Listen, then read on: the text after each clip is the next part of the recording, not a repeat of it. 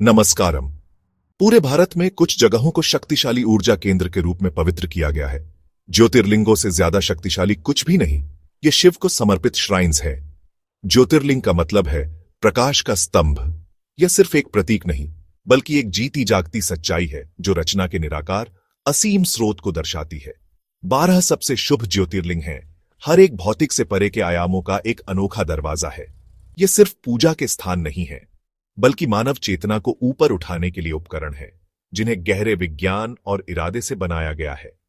हजारों सालों से साधक सिर्फ रस्मों के लिए नहीं, बल्कि आंतरिक परिवर्तन के लिए इन जगहों पर यात्रा करते रहे हैं। आइए हम साधकों के रूप में इस यात्रा पर निकलें, अंतिम मुक्ति के लिए इन शानदार उपकरणों की खोज करें। हमारी यात्रा गुजरात के अरब सागर तट पर सोमनाथ से शुरू होती है। यह पहला ज्योतिर्लिंग है जहां चंद्रदेव को शिव ने आशीर्वाद दिया था। मंदिर को बार बार नष्ट किया गया, फिर भी यह हर बार पुनर्जीवित हुआ।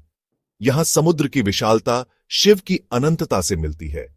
यही है पहला पाठ, शाश्वत से पहचान करें, क्षण भंगुर से नहीं। हम आंध्र प्रदेश के श्रीशैलम जाते हैं, जहां मल्लिकार्जुन ज्योतिर्लिंग नल्लामाला पहाड़ियों की चोटी पर स्थित है।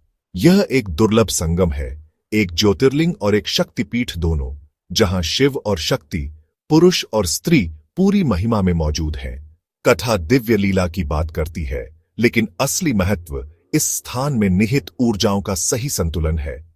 एक साधक के लिए मल्लिकार्जुन स्थिरता और उमंग, रूप और निराकार के मिलन का अनुभव करने का स्थान है। यहां की ऊर्जा सूक्ष्म, पोषण करने वाली और सामंजस्यपूर्ण है, जो स्वाभाविक रूप से किसी के सिस्टम में संतुलन लाती है। यह भीतर और बाहर शिव और शक्ति के ब्रह्मांडीय नृत्य का उत्सव है। उज्जैन में शिप्रा के तट पर महाकालेश्वर खड़ा है, समय का स्वामी। महाकाल का अर्थ है समय और मृत्यु से परे। यहां शिव को समय के स्वामी, कालातीत आयाम के रूप में पूजा जाता है। ये एकमात्र दक्षिणमुखी ज्योतिर्लिंग है जो गुरु का प्रतीक है, जो मृत्यु से परे मार्गदर्शन करते हैं। भस्म आरती, जहां सुबह सेक्रेड राख चढ़ाई जाती है, एक स्टार्क रिमाइंडर है, जो कुछ भी फिजिकल है वह राख में बदल जाएगा। महाकालेश्वर की ऊर्जा फियर्स और ट्रांसफॉर्मेटिव है, जो सीमाओं को तोड़ती है और साधकों को शाश्वत के प्रति जागृत करती है। यह उन लोगों के लिए एक जगह है जो जीवन और मृत्यु की अंतिम वास्तविकता का सामना करने के लिए तैयार है। यहां होना मतलब मंडेन की नींद से जागना है। महाकालेश्वर समय के चक्रों से मुक्ति का एक प्रवेश द्वार है। नर्मदा नदी में ओम के आकार के एक द्वीप पर हमें ओंकारेश्वर ज्योतिर्लिंग मिलता है। यह भूमि स्वयं आदिम ध्वनि ओम की भौतिक अभिव्यक्ति है, वह कंपन जिससे सभी अस्तित्व उत्पन्न होते हैं। यहां का लिंग एक प्राकृतिक रचना है जो लगातार नर्मदा के पानी से धोया जाता है। ओंकारेश्वर और ममलेश्वर विपरीत किनारों पर रूप और निराकार की द्वैतता का प्रतिनिधित्व करते हैं। यह द्वीप ओम कंपन के लिए एक प्राकृतिक एम्पलीफायर है, जो इसे ध्यान और आंतरिक शांति के लिए एक शक्तिशाली स्थान बनाता है।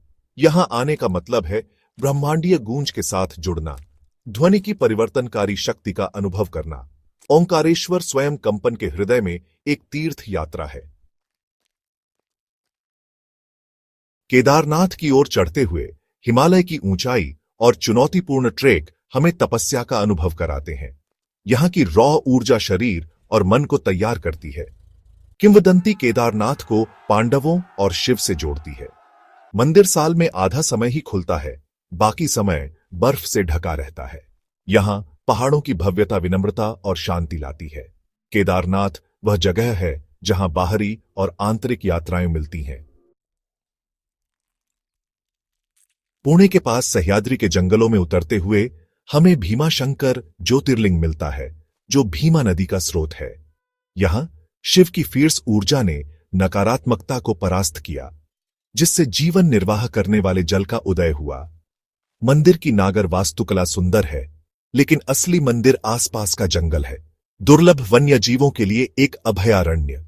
भीमाशंकर की ऊर्जा फियर्स और कंपैशनेट दोनों है, एक ऐसी शक्ति जो बुराई को नष्ट करती है और जीवन का पोषण करती है। साधकों के लिए यह प्रकृति की एलिमेंटल शक्तियों से जुड़ने और सभी रचनाओं में पवित्रता को पहचानने का स्थान है। यहाँ की ऊर्जा ग्राउंडिंग और रिजुविनेटिंग है। भीमा शंकर वह जगह है जहां आध्यात्मिकता और पारिस्थितिकी अविभाज्य हैं। वाराणसी में शिव के शहर में काशी विश्वनाथ ज्योतिर्लिंग खड़ा है, भारत का आध्यात्मिक हृदय।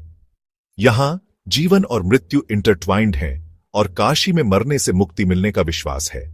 शहर को कर्मों को भंग करने और अल्टीमेट के साथ विलय करने के लिए एक उपकरण के रूप में पवित्र किया गया है। मंदिर की ऊर्जा इंटेंस है। इसकी संकरी गलियों से होकर यात्रा स्वयं जीवन का एक माइक्रोकॉज्म है। कहा जाता है कि शिव यहां मरने वालों को मुक्ति का मंत्र फुसफुसाते हैं। काशी जीवन का एक विश्वविद्यालय है जो साधकों को अस्तित्व की रॉ रियलिटी से कन्फ्रंट करता है। ज्योतिर्लिंग इस प्रकाश के शहर का एक्सेस है। यहां होना मतलब बाउंडलेस का स्वाद लेना है, भीतर की यूनिवर्सल कॉन्शियसनेस को पहचानना है। त्र्यंबक में गोदावरी के स्रोत पर त्र्यंबकेश्वर ज्योतिर्लिंग खड़ा है। अद्वितीय रूप से यहां का लिंग एक खोखला स्थान है जिसमें 3 छोटे लिंग हैं जो ब्रह्मा, विष्णु और शिव ब्रह्मांडीय त्रिमूर्ति का प्रतिनिधित्व करते हैं। यह होलिस्टिक पूजा का स्थान है जो रचना, पालन और विनाश की एकता का सम्मान करता है। ऋषि गौतम और गोदावरी के जन्म की किंवदंती भक्ति और कृपा की शक्ति को उजागर करती है। त्र्यंबकेश्वर परस्पर जुड़ाव पर चिंतन करने और भीतर के जल तत्व को शुद्ध करने का स्थान है। यहां होना मतलब ड्युअलिटीज को पार करना और एकीकृत स्रोत का अनुभव करना है। देवघर झारखंड में हमें वैद्यनाथ ज्योतिर्लिंग मिलता है, दिव्य चिकित्सक। अपनी उपचारिक शक्तियों के लिए प्रसिद्ध यह श्राइन शरीर, मन और आत्मा के कष्टों से राहत पाने वाले तीर्थयात्रियों को आकर्षित करता है। रावण और आत्मलिंग की कहानी बताती है कि दिव्य पर अधिकार नहीं किया जा सकता। यह सभी की भलाई के लिए स्वयं को स्थापित करता है। वैद्यनाथ की ऊर्जा कंपैशनेट और रेस्टोरेटिव है, दर्द को दूर करने और नवीनीकरण की तलाश करने का स्थान।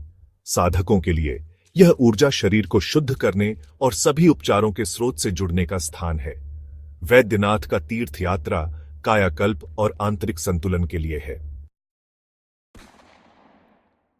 द्वारका गुजरात के पास नागेश्वर ज्योतिर्लिंग खड़ा है, नागों का स्वामी, सर्प कुंडलिनी का प्रतीक है।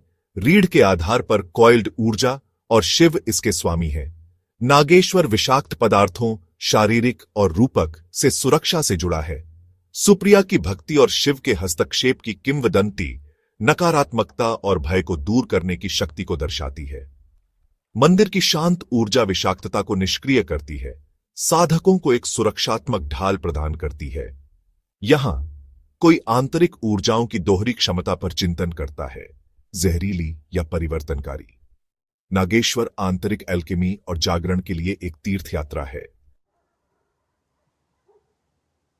रामेश्वरम तमिलनाडु में रामनाथ स्वामी मंदिर खड़ा है, जहां राम ने स्वयं शिव की पूजा की थी। यह स्थल शैव धर्म और वैष्णव धर्म को एकजुट करता है, जो सभी विभाजनों को पाटने के लिए भक्ति की शक्ति का प्रतीक है। सीता द्वारा बनाया गया और राम द्वारा पवित्र किया गया रेतलिंग मुख्य देवता है। तीर्थयात्री 22 सेक्रेड कुओं में स्नान करते हैं। मंदिर में प्रवेश करने से पहले शुद्धिकरण का एक अनुष्ठान मंदिर के विशाल गलियारे ओए और रेवरेंस को प्रेरित करते हैं। रामेश्वरम की ऊर्जा विनम्रता और भक्ति की है, जो सिखाती है कि दिव्य भी समर्पण के माध्यम से कृपा चाहता है। यह भक्ति की परिवर्तनकारी शक्ति का एक प्रमाण है। हमारी यात्रा कृष्णेश्वर में समाप्त होती है। एलोरा के पास 12वां ज्योतिर्लिंग कुसुमा की अटूट भक्ति और शिव की करुणा की कहानी इस पवित्र स्थान को परिभाषित करती है। कृष्णेश्वर की ऊर्जा कोमल और पोषण करने वाली है, दर्द को दूर करने और उपचारिक कृपा का अनुभव करने का स्थान। मंदिर का लाल पत्थर और इंट्रिकेट नक्काशी एक समृद्ध आध्यात्मिक विरासत को दर्शाती है। फियर्स और मजेस्टिक ऊर्जाओं को पार करने के बाद यहां हम अंतिम रियलाइजेशन पर पहुंचते हैं, करुणा। कृष्णेश्वर हमें याद दिलाता है कि उच्चतम आध्यात्मिक अटेनमेंट प्रेम और कृपा को एम्बॉडी करना है। 12 ज्योतिर्लिंगों की यह तीर्थ यात्रा यौगिक विज्ञान के हृदय में एक यात्रा है। प्रत्येक स्थल आंतरिक परिवर्तन के लिए एक अनूठा उपकरण है, जो हमें शिव के 12 आयामों से परिचित कराता है। असली महत्व यात्रा में नहीं है, बल्कि इन ऊर्जाओं को हमारे भीतर काम करने देने में है। इन कहानियों के गहरे अर्थ पर चिंतन करें। वे हमारी अपनी आंतरिक यात्रा को दर्शाती हैं। अंततः इन सभी पवित्र ऊर्जाओं का स्रोत भीतर ही रहता है। नमस्कारम।